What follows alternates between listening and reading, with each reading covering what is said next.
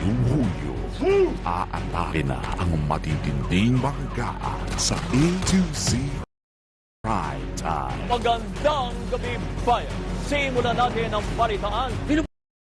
Pumatay ka na, Vin! Hindi ka dito! Gusto niya patayin na po ang pamilya namin. Kailangan namin ang tulong mo. Napakalaki ho ng lamang ni Tanggol.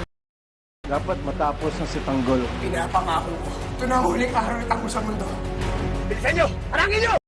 Hindi ko ibibigay sa iyo ang anak ko. Kapag hindi mo binigay ang katawan ni David, mas una ka pang ililibing kaysa kanya. Tanggol, tara! Andiyan na mga pulis! Gusto mo! Gano'n yun, hindi tayo maabutan!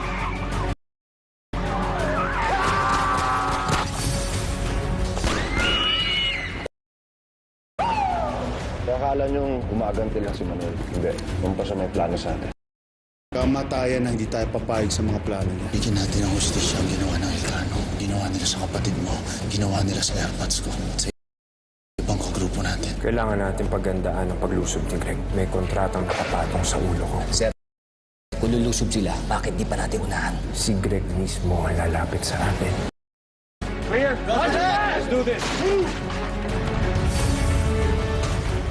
Magkatrabaho na kami ng asawa mo. Paano ako maniniwala sa'yo? Scammer ka. Need to level up our game. Sisiguraduhin ko na mawawala siya sa landas natin. Sino ka? Ano ka? Bitaw mo! Hindi ako titigil nung hindi ko makakanta yung anak. Ikaw yung kumuha sa laptop ng tatay ko, di ba? Pag nainip ako, Anak mo ang mananagot. Hindi mo pa parang nasaktan nila ang anak ko.